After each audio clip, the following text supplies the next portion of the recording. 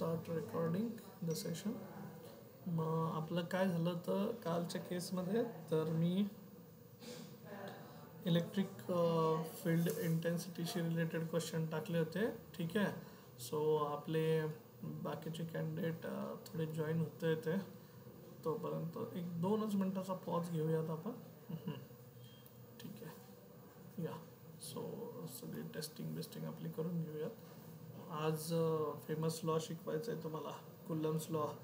जसं मॅग्नेटिझममध्ये कुलम्सचा लॉ होता, म्हणजे ॲक्च्युली मॅग्नेटिझम आणि इलेक्ट्रोस्टॅटिक्स एकमेकांना सपोर्टिव्हच आहे. म्हणजे जसं तिकडे होतं ना तसं इकडे पण आपल्याला तो वापरायचा आहे.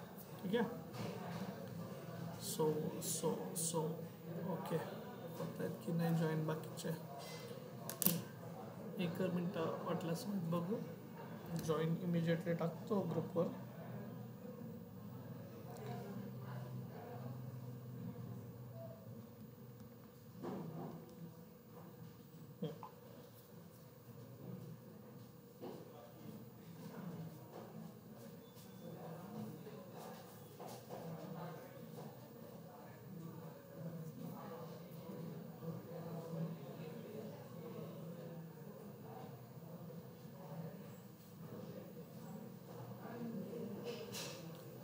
ओके. शिवराज, चला एक जण झालं काय? शिवराज झालाय.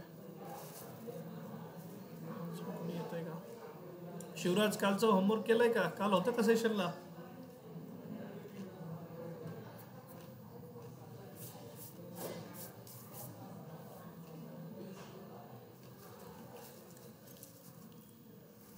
शिवराज, होमवर्क केला कालचा? ऑडिबल ना?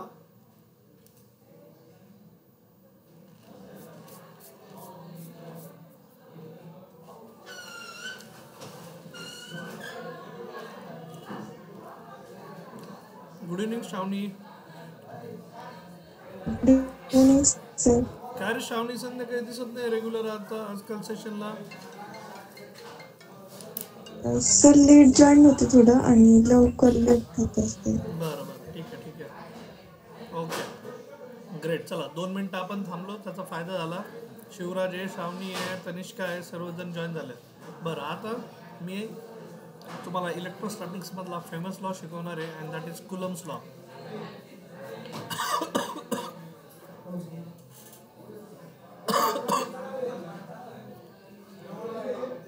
Coulombs law in electrostatics. Just a minute.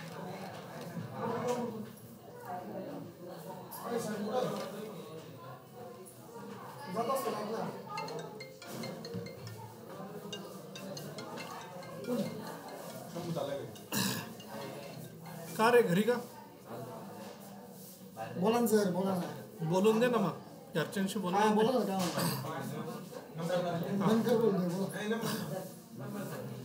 तर आज आपण शिकणार आहे कुलम्स लॉ इन इलेक्ट्रोस्टॅटिक्स. म्हणजे दोन्ही ठिकाणी ऑफलाईन टाकलं सरांनी.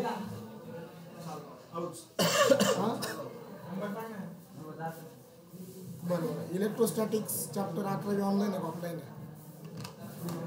11वी ऑफलाईन. ऑफलाईनचा आहे तो. आणि 11वी मॅग्नेटिझम 11वी ऑनलाईन. 11वी ऑनलाईन. हे आपली संडेची जी परीक्षा आहे ती मॅग्नेटिझम चॅप्टरवर असेल. तनिष्का, श्रावणी, शिवराज, साक्षीजी, शिवम, मॅग्नेटिझम चॅप्टरवर आपली संडेची MCQची परीक्षा होईल. ठीक आहे. इलेक्ट्रोस्टॅटिकचे प्रश्न नाही राहणार त्याच्यात. बरं, आता this is a very famous law in electrostatics, that is Coulomb's law. नेचरमध्ये तुम्हाला सांगितलेलं आहे 2च चार्ज असतात. एक असतो पॉझिटिव्ह, दुसरा असतो पॉझिटिव्ह, एक असतो पॉझिटिव्ह, दुसरा असतो निगेटिव्ह. मग कुलम्स लॉ काय सांगतो की तुम्ही असं ऐकलं असेल, ही प्रॉपर्टी ऐकली असेल, like charges repel each other आणि unlike charges attract each other. ठीक आहे. Unlike charges attract each other. तर मग 2 गोष्टी घडत आहेत. एक तर पॉझिटिव्ह चार्ज असेल तर ते एकमेकांना रिपेल करतात. सो +Q1 +Q2 असे जे 2 चार्जेस आहे, इलेक्ट्रिक चार्जेस बरं काय I am talking about.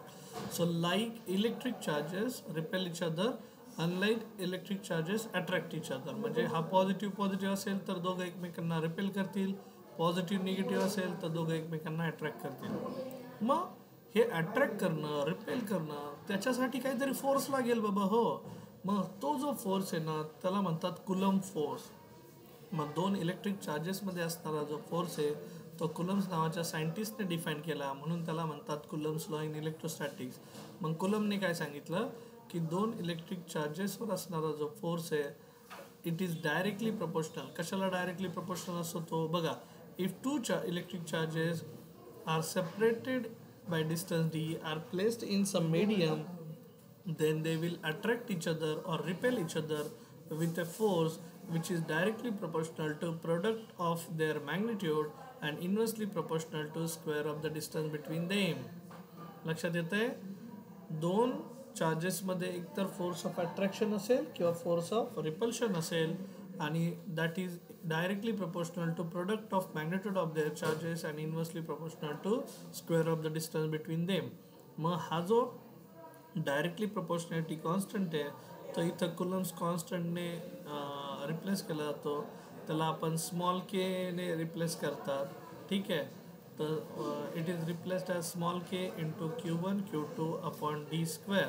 So where what is K, तो केला म्हणायचं प्रपोर्शनॅलिटी कॉन्स्टंट किंवा कुलम्स कॉन्स्टंट. ठीक आहे, कुलमचं स्पेलिंग बघा काय, आता इथं जागा नव्हती. कुलम्स कॉन्स्टंट आणि हा जो के आहे तो लिहिला जातो formula 1/4πε multiplied by Q1 Q2 upon d square.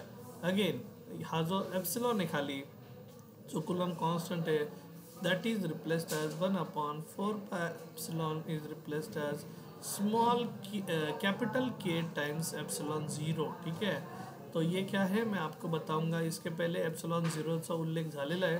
मग तो काय आता त्याची काळ आणि वेळ झालेली आहे की आपण त्याच्याबद्दल शिकणार आहोत. ओके, सो यहाँ तक चीज़ें क्लियर सभी को. फॉर्मूला देखो क्या क्या फॉर्म्युला लिया है मैंने, कैसे कैसे स्टेप बाय स्टेप आपण गेलो आहे ते बघून घ्या. बरं, लॉजिक समजते आता इथपर्यंत. साक्षी, प्रेम, शिवराज, सिद्धी, श्रावणी, तनिष्का, लॉजिक समजलंय. ओके, सो हा जो एप्सिलॉन आहे इथं लिहितो वाटल्यास comment, epsilon is equals to K times epsilon 0. आता हा एप्सिलॉन म्हणजे कोण आहे तर हा एप्सिलॉन असतो मीडियमचा यम, एप्सिलॉन ऑफ मीडियमचा एप्सिलॉन. मग काय असतं हे एप्सिलॉन वगैरे तर ते सांगतो हा. ठीक आहे, आणि इथं रिलेशन लिहिलं आहे epsilon M is equals to K times epsilon 0. तर हा कुलम्स लॉ आहे इलेक्ट्रोस्टॅटिक्समधला. बच्चा पार्टी सॉरी फॉर दिस. हां, तर सर्वांनी हा जो फॉर्म्युला आहे तो फॉर्म्युला नीट पाहून घ्या. ठीक आहे, कारण हा फॉर्म्युला आपल्याला वारंवार वापरायचा आहे. And this is a very famous law. This is a force and this force between two charges can be attractive और repulsive depending upon the nature. Positive like चार्जेसमध्ये रिपल्सिव्ह फोर्स, पॉझिटिव्ह निगेटिव्हमध्ये attractive force. Okay, राहील लक्षात ना सर्वांच्या. Okay, जाऊ मी पुढे. मग आता मला इथे ना हा समजून सांगायचा आहे के काय असतो. तर केला म्हणतात डायइलेक्ट्रिक कॉन्स्टंट किंवा त्याला म्हणतात रिलेटिव्ह परमिटिव्हिटी. ठीक आहे, permittivity. So dielectric constant is denoted by K, relative permittivity is denoted by epsilon R. ह्याला एप्सिलॉन आरने आणि डायइलेक्ट्रिक कॉन्स्टंटला केने. दोघांचं मिनिंग एकच आहे. मग इथं लिहितो फॉर्म्युला काय असतं हे. के किंवा epsilon R is written as permittivity of medium. बघा, it is defined as ratio of permittivity of a medium to the permittivity of a free space. Permittivity of free space. ठीक आहे, मग ती permittivity काय आहे मीडियमची तर तिला सिम्बॉल वापरायचा एप्सिलॉन एम. एप्सिलॉन बरं का, बघा पेप्सिलॉन नाही एप्सिलॉन असं सिम्बॉल असं लक्षात ठेवायचं. मी ई असा लिहित असतो. आता हे एप्सिलॉनचं सिम्बॉल असं असतं ईच्या टर्म्समध्ये. So epsilon M of medium upon epsilon M of free space. So एक तर याला के म्हणा, कॅपिटल के, किंवा याला म्हणा एप्सिलॉन आर. तुमच्यासाठी दोन्ही ऑप्शन्स ओपन आहेत. सो इलेक्ट्रोस्टॅटिक्समध्ये के पण वापरतात किंवा एप्सिलॉन आर पण वापरतात. एप्सिलॉन आरला रिलेटिव्ह परमिटिव्हिटी म्हणतात. आता it is defined as ratio of काय असतं. बरं, हा जो एप्सिलॉन 0 आहे ना, तर हा काय आहे, where epsilon 0 is equals to permittivity of free space. Permittivity of free space. ठीक आहे. मग आता परमिटिव्हिटी ऑफ फ्री स्पेस काय आहे, ठीक आहे. तर ह्याची व्हॅल्यू किती असते, तर ही असते 8.85 इंटू 10⁻⁻12. आणि याला युनिट असतं. आता हे युनिट इथं लिहित नाही मुद्दामून, कारण ते तुम्हाला पुढे जाऊन फाइंड आउट करून दाखवायचं आहे. पण बच्चा पार्टी, आता हे काय आहे, परमिटिव्हिटी वगैरे काय आहे बाबा, सरांनी काय लिहिलं आहे हे मोकार परमिटिव्हिटी वगैरे, नुसतं बोलता येते परमिटिव्हिटी, पण परमिटिव्हिटी काय आहे ते लक्षात येत नाही आहे. तर ते मला सांगायला आवडेल. साक्षीजी, प्रेम, शिवराज, सिद्धी, श्रावणी, तनिष्का, इथपर्यंत गोष्टी क्लिअर? Yes sir. हां, मग आता समजून घ्या मग काय मला सांगायचं आहे पुढे. तर हा जो एप्सिलॉन 0 आहे, परमिटिव्हिटी ऑफ फ्री स्पेस आहे, तो कसा फाइंड आउट करायचा बाबा, किंवा ह्याच्याबद्दल थोडं इलॅबरेट करा सर. आता नॉर्मल आहे हे बघा. सपोज मी एखादा LED बल्ब घेतला, LED bulb, okay, LED bulb लिया मैंने. तर त्या LED बल्बला मी सपोज आता असं ठेवतो, एक लाकडाचा बॉक्स घेतो, सिलेंड्रिकल लाकडाचा, बरं का, वुडन बॉक्स लिया और इसमें वो LED बल्ब रखा. मला सांगा, त्या वुडन बॉक्समधनं त्या हे वरतून पण पॅक केलं वूडनी आणि खालून पण केलं, त्याच्यातनं ह्या LED बल्बचा उजेड बाहेर पडेल का रे, मला सांगा. नाही पडणार.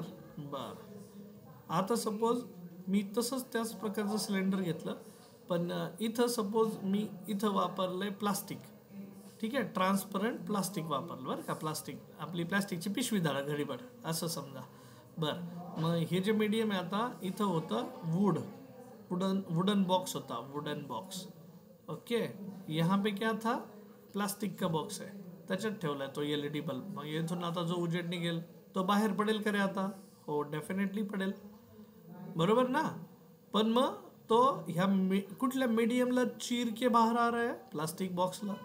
ह्या केसमध्ये वुडन बॉक्सला चिरून तो बाहेर येतोय का? नाही. आता त्याच कॉम्प्रेसमध्ये आपण नॉर्मल मीडियममध्ये ठेवला LED बल्ब. आता इथं काहीच नाही आजूबाजूला, फक्त इथं एअर आहे, एअर ॲज अ मीडियम, ठीक आहे. आजूबाजूला कोण आहे आता? एअर ॲज अ मीडियम, ठीक आहे. प्लास्टिक बॉक्स वगैरे कुछ नाही. मग मला सांगा, आता इथून पण प्रकाश बाहेर पडणार आहे, बरोबर की नाही. सो प्रत्येक केसमध्ये प्रकाश बाहेर पडेल, पण कुठल्या केसमध्ये इंटेन्सिटी जास्त असेल बच्चा पार्टी? लाइट का इंटेंसिटी कौन से केस में ज़्यादा होगा? बल्ब कुठल्या केसमध्ये प्रकाश तुम्हाला जास्त देईल? तर ऑब्वियसली ज्या केसमध्ये एअर मीडियम आहे तिथं जास्त देईल. म्हणजे इथं एअर मीडियम रेजिस्टन्स जो करतीये प्रकाशाला फ्लो होण्यासाठी, तो रेजिस्टन्स काय आहे एअरचा? कमी आहे. इथं रेजिस्टन्स कसा असेल? मीडियम असेल, ठीक आहे. रेजिस्टन्स कैसा होगा? मीडियम, कारण ट्रांसपेरेंट प्लास्टिक बॉक्स है, ट्रांसपेरेंट. और इधर ये तो अभी वुडन बॉक्स है, तो रेजिस्टेंस सबसे ज़्यादा होगा, प्रकाशच बाहेर नाही येणार है ना. अरे हो की नाही, कळतंय का? मग मला सांगायचं काय आहे की हे जे मीडियम असतात आजूबाजूला, ते ठरवणार आहेत की त्या इलेक्ट्रिक फील्डला, त्या प्रकाशाला, त्या लाईट वेव्सला बाहेर जाऊ द्यायचं का नाही, ते परमिशन देणार आहेत. कळतंय तुम्हाला? मग आता इलेक्ट्रोस्टॅटिक्समध्ये पण परमिशन, हा सगळा खेळ परमिशनचा आहे. तुम्ही 2 इलेक्ट्रिक चार्जेस ठेवलेत, पण ते इलेक्ट्रिक चार्जेस कोणत्या मीडियममध्ये ठेवलेत, लक्षात येतंय? मग ते मीडियम त्या फोर्सला एक्झिस्ट होण्यासाठी परमिशन देतंय का? त्या 2 चार्जेसमध्ये आपण म्हणतोय फोर्स ऑफ अट्रॅक्शन असू शकतो किंवा फोर्स ऑफ रिपल्शन असू शकतो, पण तो फोर्स एक्झिस्ट होण्यासाठी जे मीडियम आहे त्या 2 चार्जेसच्या मध्ये, ते त्या फोर्सला परमिशन देत आहे का एक्झिस्ट होण्यासाठी, हे मॅटर करतं. आणि जर करत असेल तर त्याचा तुम्हाला परमिशन कॉन्स्टंट, म्हणजे आपण असं म्हणूयात की आपण रोडवरून जातो, गाडी जर रोडवरनं हायवेवरनं ट्रॅव्हल केली तर तिला त्याचा टोल टॅक्स भरावा लागतो, बरोबर आहे की नाही. किंवा तुम्ही नवीन गाडी घेतात त्यावेळेस तुम्हाला त्याचा टॅक्स भरावा लागतो RTOचा. त्याच प्रकारे इथे तुम्ही जर एखाद्या मीडियममध्ये त्यांना ठेवलंय तर त्या मीडियमचा हा टोल टॅक्स आहे, ते अपोज करणार आहे त्याला, आणि ते अपोजिशन तुम्हाला कॅल्क्युलेशन करताना कन्सिडरेशनमध्ये घ्यावं लागतं. आता समजतंय का. So what is epsilon zero. तर परमिशन कुणाची, फ्री स्पेसची. मग फ्री स्पेसने परमिशन दिली आहे, पण फ्री स्पेस म्हणतोय माझा एवढा रेजिस्टन्स असेल बाबा. मग असे वेगवेगळे मीडियम असू शकतात फ्री स्पेसच्या व्यतिरिक्त. Plastic as a medium, glass as a medium. ठीक आहे, लॉजिक समजतंय तुम्हाला सर्वांना, काय सांगण्याचा प्रयत्न करतोय. मग आता याचं युनिट काय, मग याचं युनिट कुठून काढायचं, युनिट कुठून फाइंड आउट करायचं. तर मी युनिट फाइंड आउट करताना तुम्हाला इथे दाखवतो की हे बघा, आता आपला फॉर्म्युला होता मगाशी, मग मी इथं लिहितो टू फाइंड, क्वेश्चनच लिहितो, to find SI unit dimensions, to find SI unit dimensions of epsilon 0. epsilon 0 म्हणजे परमिटिव्हिटी ऑफ फ्री स्पेस. मग आपला फॉर्म्युला काय होता, आठवतंय तुम्हाला फॉर्म्युला. तर वी हॅव, हां बोलो, हे फॉर्म्युला लक्षात ठेवायचं याच्यासाठी बाबा. तर Coulomb's force between two charges is given by the formula 1/4πε0. आता आपण असं म्हणूयात, लेट Q1 Q2 दोन्ही चार्जेस Q आहे and they are separated by distance D. तो Q1 Q2 divided by distance का स्क्वेअर, दोन चार्जेसमध्ये असणारं डिस्टन्स. आपल्याला हे एप्सिलॉन 0 विषयी फाइंड आउट करायचं आहे ना. तर मग कसं येणार आपला फॉर्म्युला. मग तर एप्सिलॉन 0ला एका बाजूला घेऊन जा, एप्सिलॉन 0 एका बाजूला आला, मग इथं राहिला 1/4π.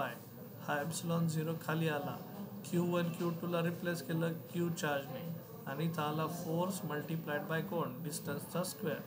आता तुम्ही तसं पाहिलं तर हा 1/4π म्हणजे कॉन्स्टंट आहे, त्या कॉन्स्टंटला डायमेन्शन नसतात आणि SI युनिट पण नसतं. मग देअरफॉर मी काय लिहिणार, epsilon 0 is equals to Q² upon F into D², कारण ह्याच टर्ममध्ये मला युनिट पाहायला मिळत आहे. मग मला सांगा चार्जचं युनिट काय असतं, चार्जचं युनिट सांगा बरं वरच्या पार्टी. Yes, very good. पण आता हे चार्जचा स्क्वेअर आहे इथं, मग इथं काय बनेल, कुलम स्क्वेअर.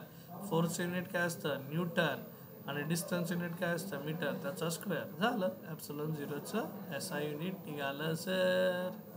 काही अडचण, काही अडचण. SI युनिट फाइंड आउट करण्यासाठी प्रेम, शिवराज, सिद्धी, श्रावणी, तनिष्का, कन्सेप्ट समजलाय, सांगा पटकन. Sakshiji. Yes sir. Yeah, so epsilon 0चं हे SI युनिट.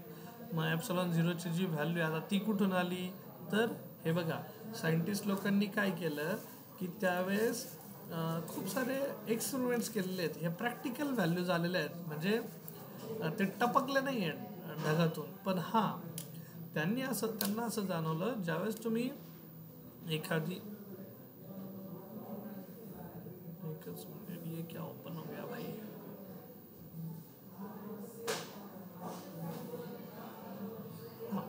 सो मग त्यांनी काय केलं, खूप सारे एक्सपेरिमेंट करावं लागायचे. थॉमस एडिसनचं तुम्ही ऐकलं असेल की त्याने 1000 एक्सपेरिमेंट केले, पण तो म्हणायचा 1000 एक्सपेरिमेंट फेल जरी झाले तरी तो म्हणायचा, I have found 1000 ways how to not perform this practical किंवा this procedure in this way, नाही का. म्हणजे हे प्रयोग अशा रीतीने नाही करायचे, असे मला 999 किंवा 1000 वेज मिळाले, तो असं म्हणायचा.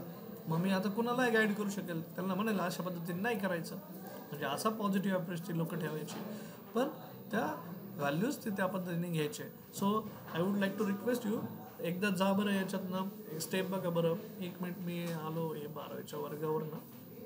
हां, so to find SI unit. मग डायमेन्शनसाठी ट्राय करा बरं. चला बरं, कुलमचे डायमेन्शन्स माहिती आहे आता तुम्हाला.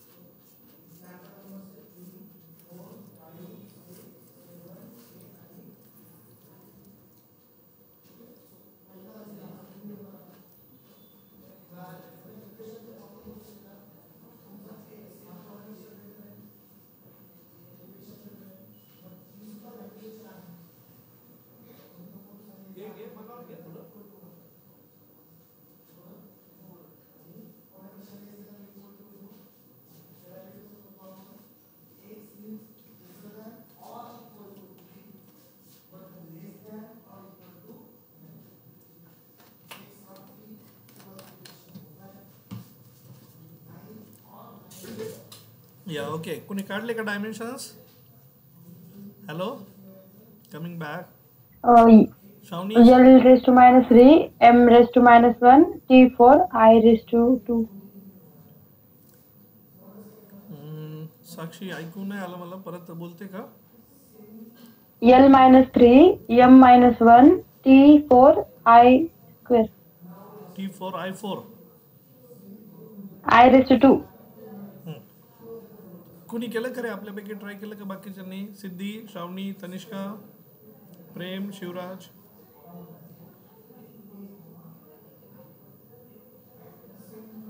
केलंय का कुणी? सांगा मला. हां बरं ठीक आहे, मग हिचं बरोबर आहे का आपण चेक करूयात. ठीक आहे. सो मग कुलम स्क्वेअर एप्सिलॉन 0. ठीक आहे, कुलम्स का स्क्वेअर आया I1 T1. कुलमचं आपण डायमेन्शन पार्ट केलेलं आहे I1 T1, त्याचं काय स्क्वेअर न्यूटनचे. तर M1 L1 T-2 आणि मीटरचे L स्क्वेअर. ठीक आहे. सो अगेन कमिंग बॅक, मग कारण मीटर स्क्वेअरमध्ये म्हणून लेंथ झालं. मग आता हा एमला वरती घेऊन जा, M raised to -1. ठीक आहे. L1 T raised to -2. इथं L1 आहे, इथं L2 आहे, तर L2 L1 हे बनेल L raised to 3. तर वरती आलं न्यूमरेटरला -3. T raised to -2 आहे, तिथं टीचा स्क्वेअर बनणार आहे, आयचा स्क्वेअर बनणार आहे. ठीक आहे. आणि हा -2 वरती आल्यावर T raised to +4 बनेल आणि I raised to स्क्वेअर बनेल. बरोबर. ठीक आहे. सो अशा प्रकारे एप्सिलॉन 0चे डायमेन्शन्स यायला हवेत. हे बघा सिम्पल होतं, इफेक्टिव्ह होतं. तर तुम्ही आधी त्या व्हॅल्यूज लिहून घ्यायला हव्या.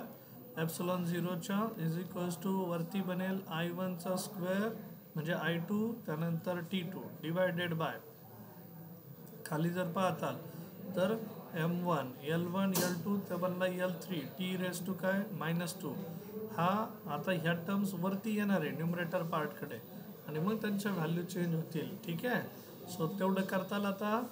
ठीक आहे. मी आता तेवढं शेवटची स्टेप नाही लिहून देत, हे तुम्ही करा आता तेवढं. सो एप्सिलॉन 0चे मग तुम्हाला SI युनिट पण कळलं आणि डायमेन्शन्स पण कळलं. So what do mean by epsilon 0? Permittivity of free space काय असते, मग परमिटिव्हिटी ऑफ मीडियम काय असते. मग फ्री स्पेस म्हटलं की एअरची परमिशन. त्यानंतर परमिटिव्हिटी ऑफ मीडियम म्हटलं की मी तुम्हाला सांगितलं लाईक प्लास्टिक होतं, लाईक वुडनचा बॉक्स होता, असं आपण ट्रीट केलं होतं. ठीक आहे. मग हे झालं कुलम्सच्या लॉशी रिलेटेड निगडीत, की कुलम्स लॉ कसा बाबा इफेक्टिव्ह ठरतो किंवा कसं त्याचे न्यूमेरिकल कसं त्याचं उपयोग होईल आपल्याला एप्सिलॉन 0चा SI युनिट अँड डायमेन्शन्स काढण्यासाठी. सो हा झाला कुलम्स लॉ स्केलर फॉर्ममधला. तसंच कुलम्स लॉ असतो व्हेक्टर फॉर्ममधला.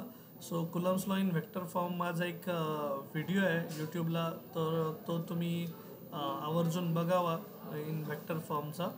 तर तुम्हाला एक होमवर्क म्हणून ती असाइनमेंट असेल. मी लिंक ऑलरेडी शेअर केली होती मागच्या आठवड्यात, पण परतही शेअर करेल कुलम्स लॉ इन व्हेक्टर फॉर्मवाला. तर तो व्हिडिओ तुम्ही बघावा. यूट्यूबला मी टाकलेला आहे 6 वर्षापूर्वी माझा.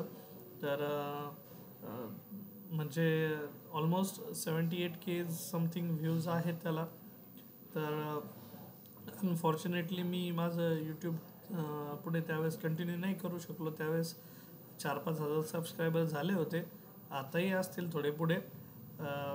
तर ते अपेक्षित आहे मला, म्हणजे अपेक्षित म्हणजे माझ्याकडनं स्वतःकडनं ते अपेक्षित होतं मला, पण मी ते नाही कंटिन्यू केलं. ठीक आहे. मे बी काही रिस्पॉन्सिबिलिटीज होत्या किंवा एक्सक्युजेस म्हणा तुम्ही, कारण विनर्स नेवर गिव्ह एक्सक्युजेस. आणि मी फेल झालं म्हणजे मी एक्सक्यूज देतोय म्हणजे नक्कीच मी विनर नाही आहे. मग कारण करत राहणं कन्सिस्टंटली कासवाच्या गतीने हाच यशस्वी होण्याचा मूल सिद्धांत आहे.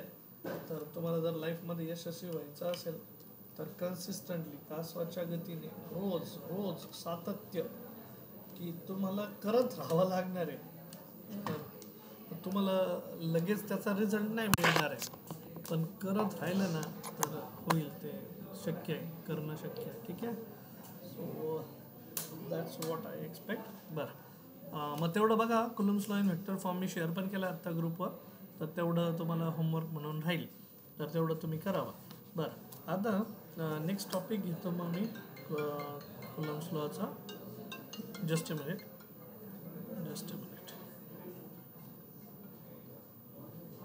हां बोल ना. हां चालू होतं 8:30 पावणे 9पर्यंत. काय ग?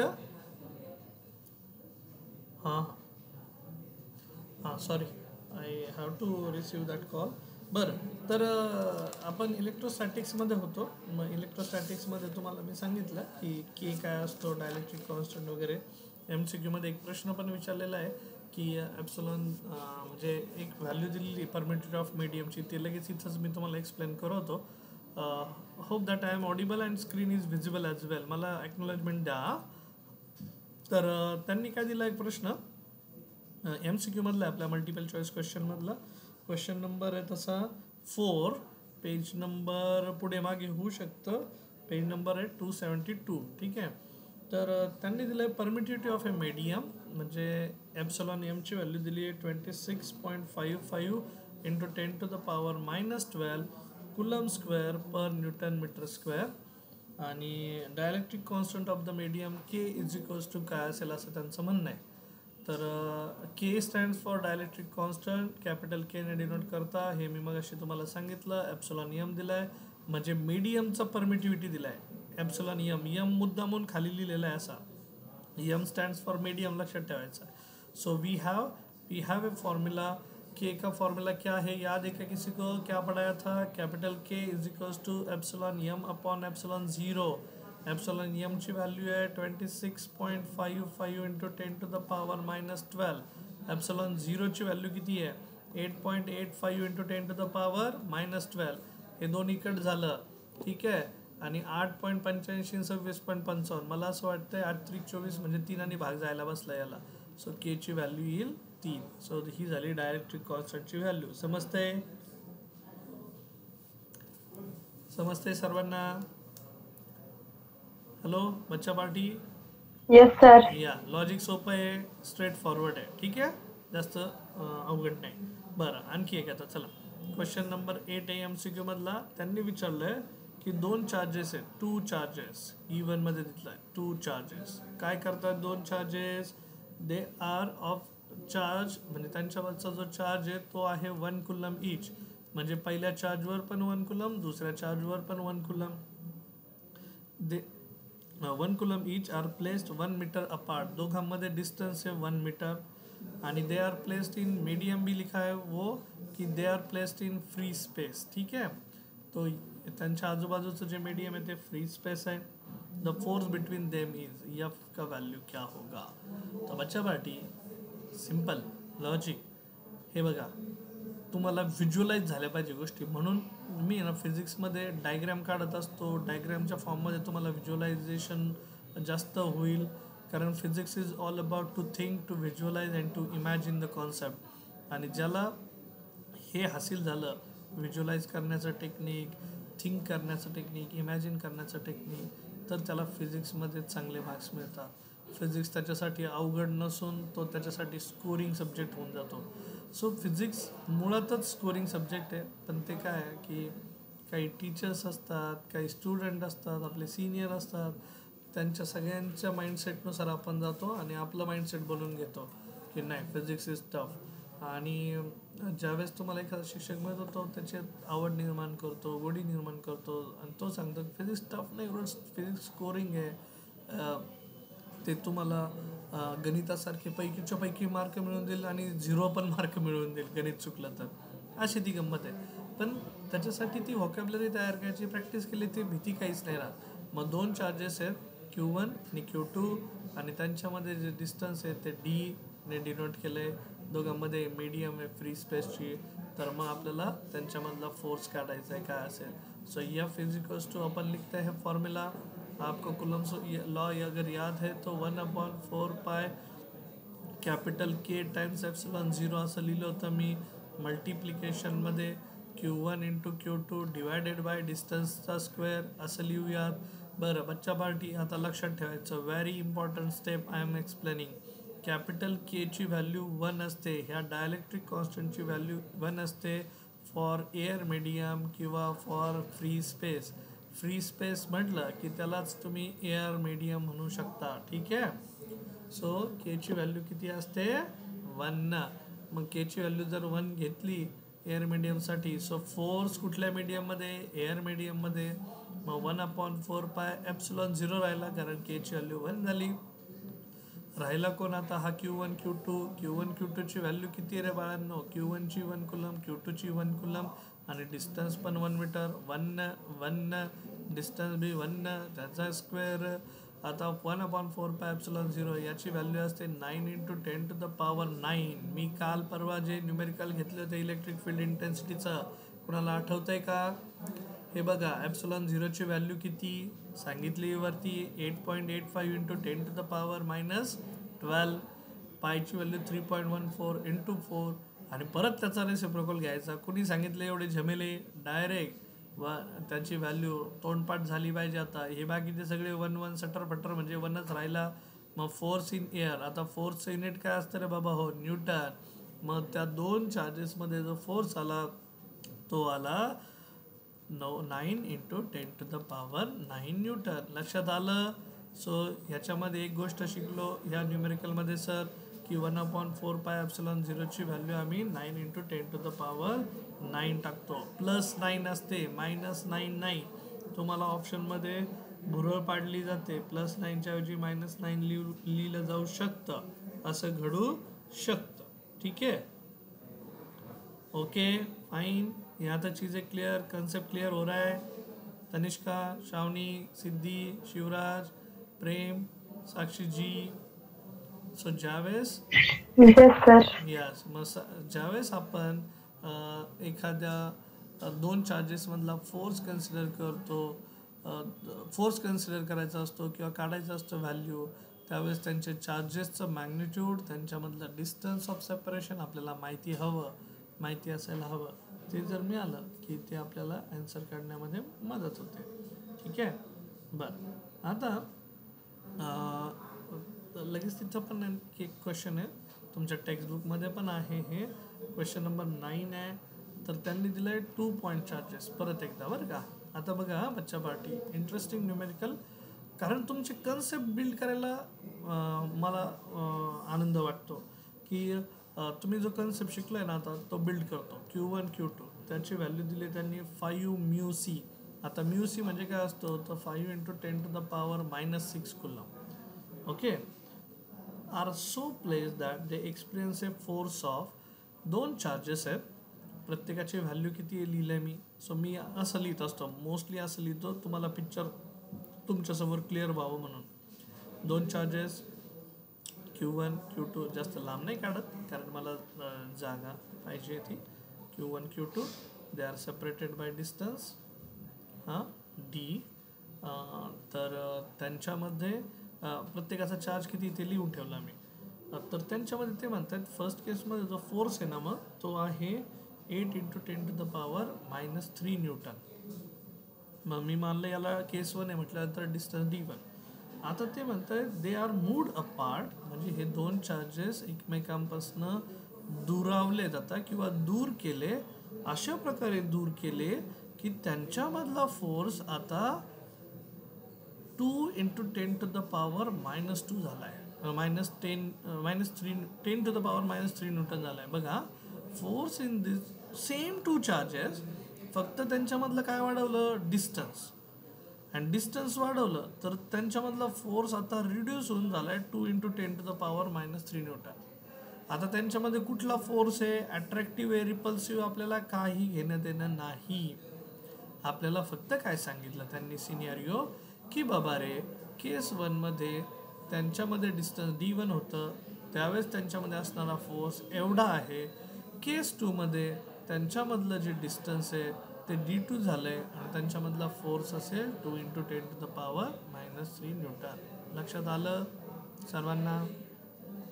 मग ते विचारतात आपल्याला की हे डिस्टन्स D2 आणि D1 यांचं रिलेशन काढा. रिलेशन म्हणजे काय, तर रेशो काढा, फाइंड. ठीक आहे, टू फाइंड सेकंड केसमध्ये डिस्टन्स किती असेल आणि फर्स्ट केसमध्ये किती असेल. बच्चा पार्टी मला सांगा, चार्जेस बदलले का? पटकन उत्तर द्यायचं. चार्जेस पहिल्या केसमध्ये जे होते तेच चार्जेस दुसऱ्या केसमध्ये हो. मग काय बदललं साक्षीजी? फोर्स बदलला. अजून काय बदललं शिवराज? शिवराज काय बदललं? Distance. Yes, very good. Distance बदललं. बर, मग चार्ज सेम राहिला, डिस्टन्स बदललंय, फोर्स बदललंय. मग माझ्याकडे फॉर्म्युला आहे कुलम्स लॉचा. सांगा. We have force is equals to क्या लिखते आपण? 1/4π. आता हे कुठल्या मीडियम मध्ये ठेवले ते काही दिलंय का? नाही, नसेल दिलं तर बाय डिफॉल्ट एअर मीडियम घेऊन टाकायचं. मग 4πε0 मीडियम दिलेलं नाही बाबा. Q1 Q2 divided by distance का स्क्वायर. तर बच्चा पार्टी आता बघा, अपना चार्ज फिक्स है. अपना ये जो चार्ज है ना, ये दोनों केसेस में सेम है. डिस्टेंस चेंज हो रहा है और ये तो पूरा का पूरा कांस्टेंट ही है 1/4πε0. तो मेरे केस में force is directly proportional to 1/d². Direct distance change हो रहा है, फोर्स चेंज हो रहा है. आपने ही बोला मेरे को, बराबर बराबर. फोर्स और डिस्टेंस चेंज हो रहा है. तो हम सॉल्व करने के लिए जाएंगे. फिर फोर्स और डिस्टेंस है तो I would like to write down it in this fashion. देखो ऐसा लिखता हूँ,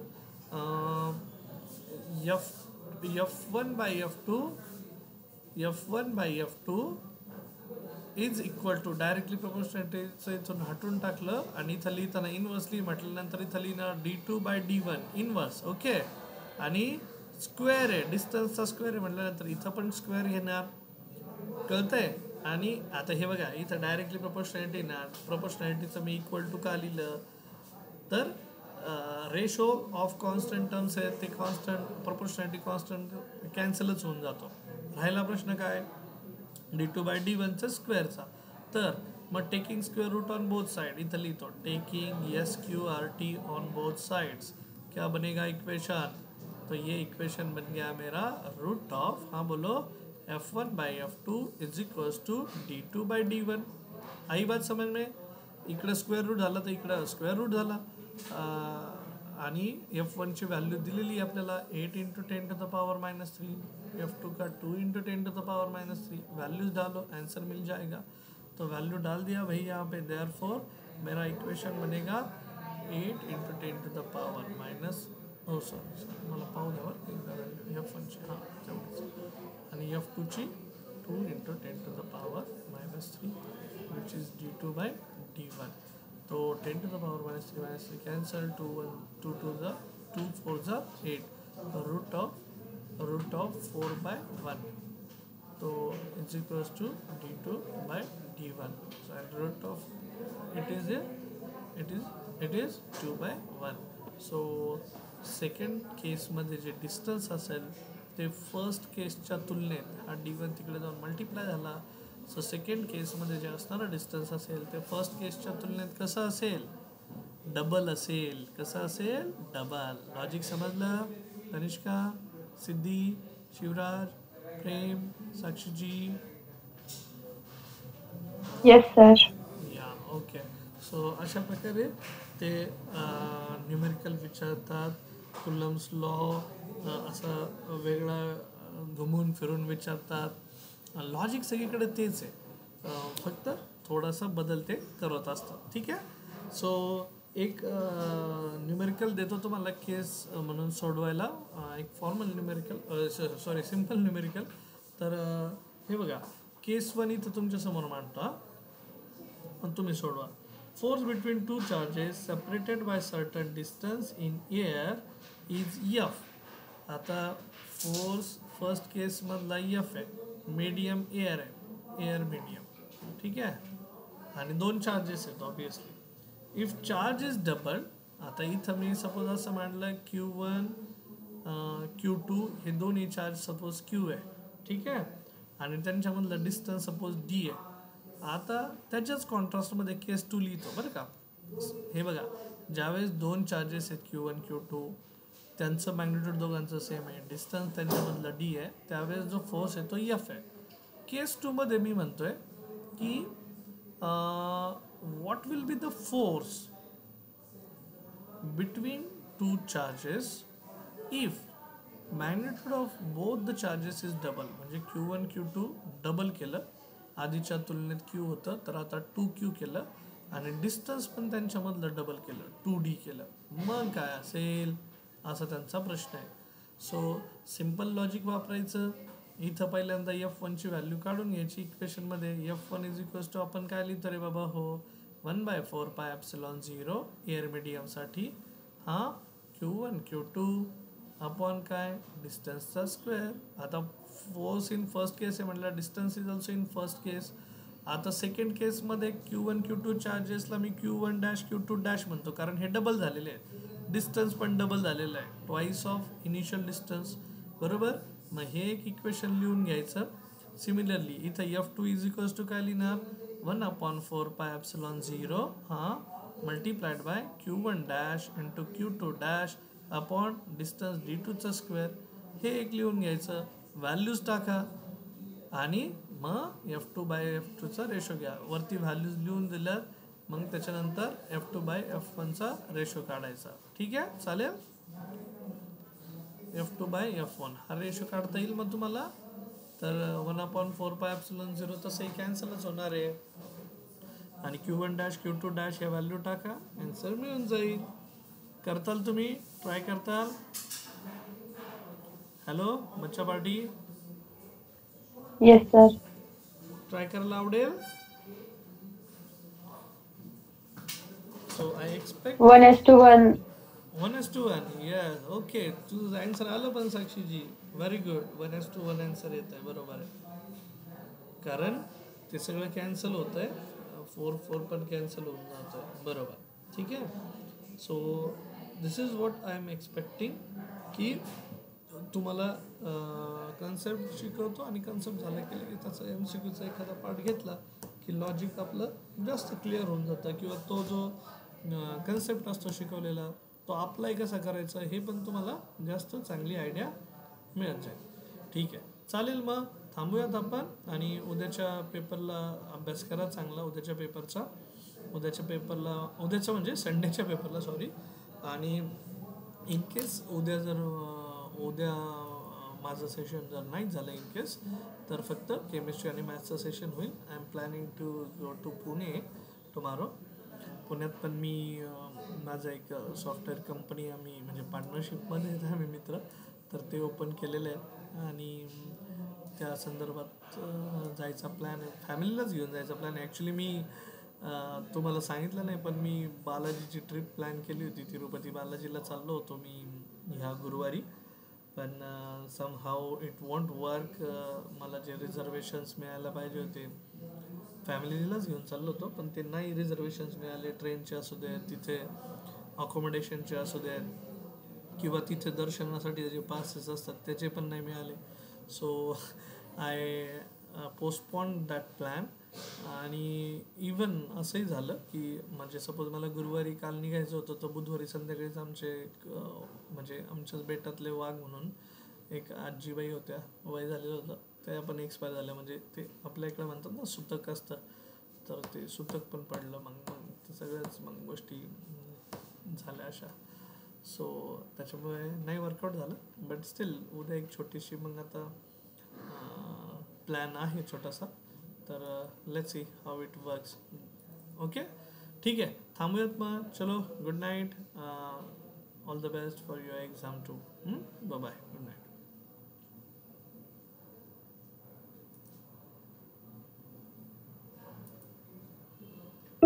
चाललाय